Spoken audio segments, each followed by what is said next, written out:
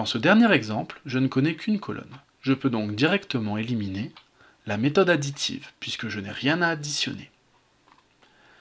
Je peux aussi éliminer la méthode multiplicative, puisque 7 n'est pas un multiple de 4 et 18 non plus. Je ne peux donc pas passer de l'un à l'autre par une multiplication par un entier. Je décide donc de rajouter une colonne. Je vais chercher la masse de métal pour une seule bille.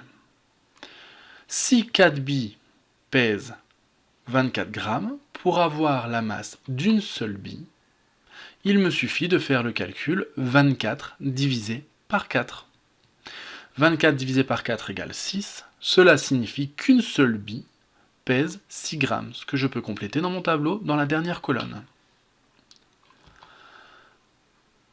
Puisqu'une bille pèse 6 grammes, je peux en déduire que 2 billes pèseront 2 fois 6 grammes, 3 billes 3 fois 6 grammes, et ainsi de suite.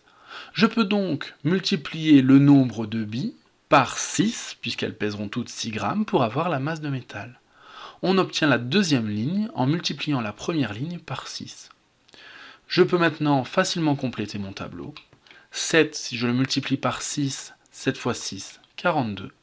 18, si je le multiplie par 6, 6 fois 18, 108 grammes. Cette méthode possède deux noms différents.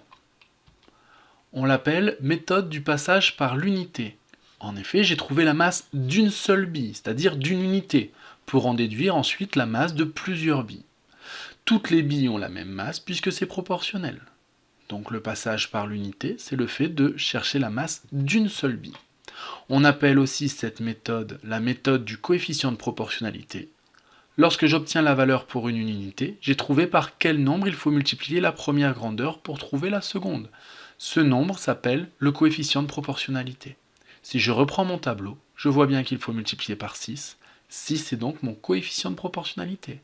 Il me permet de passer de la première ligne à la seconde, mais il me permet aussi de passer de la deuxième ligne à la première en faisant l'opération inverse, c'est-à-dire en divisant par 6 si je veux remonter de la deuxième ligne vers la première.